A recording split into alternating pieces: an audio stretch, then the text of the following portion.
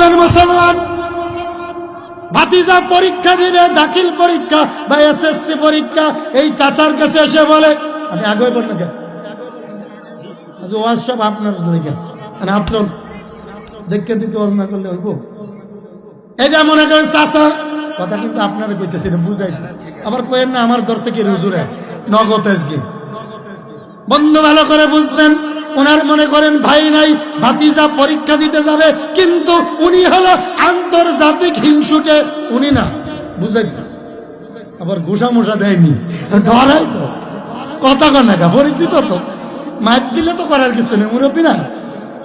এখন ভাতিজা এসে বলে, চাচা আগামী দিন আমার এসএসসি পরীক্ষা, একটু দোয়া করে দেন। উনি যদি ভালো হইতো, মাথায় হাত দিয়ে বলতো, ভাতিজা ভালো করে পরীক্ষা দিবি, নকল করবি না, কাটাকাটি করবি না, মাথা ঠান্ডা করে পরীক্ষা দে, আমি দোয়া করব ভালো রেজাল্ট।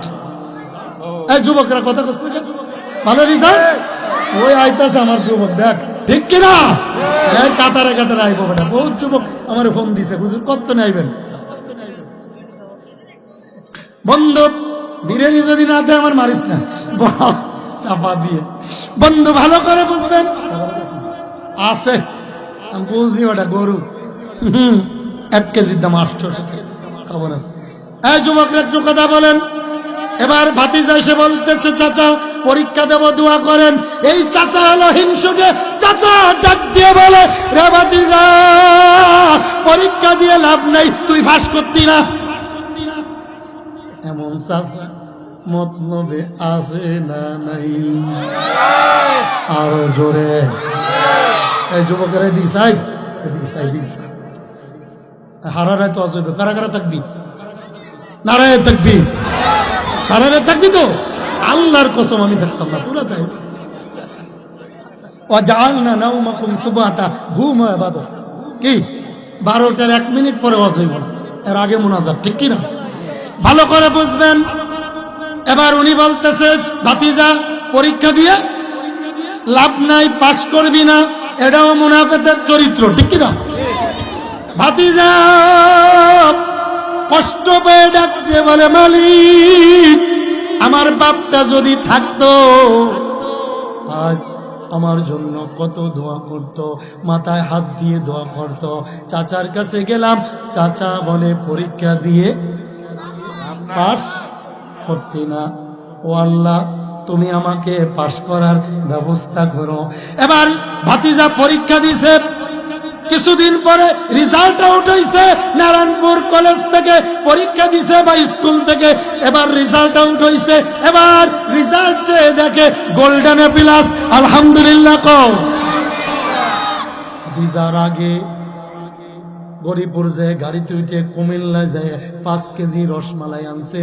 ওই যে চাচা বলছিল পাস করতি না, চাচার কাছে এসে ডাক দিয়ে কয়, চাচা এই নেন 5 কেজি রসমালাই খান, পরীক্ষা দিয়েছিলাম গোল্ডেন প্লাস। চাচা ডাক দিয়ে বলে, ভাতিজা পাস করে লাভ নাই, তুই জীবনে চাকরি পাইতি না। এমন শয়তান আছে না নয়? আরো জোরে।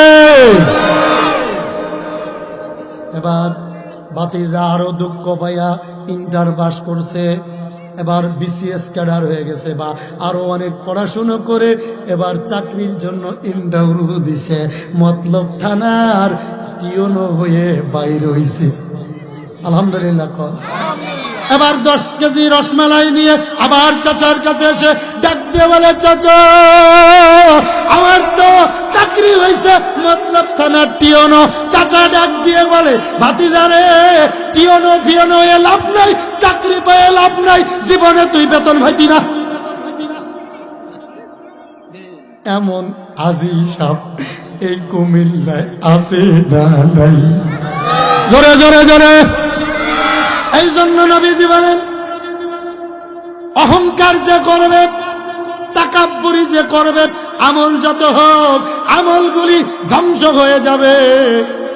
নবীজির সাহাবী আবু বকর, ওমর, ওসমান অনেক দামি সাহাবী, ঠিক কিনা?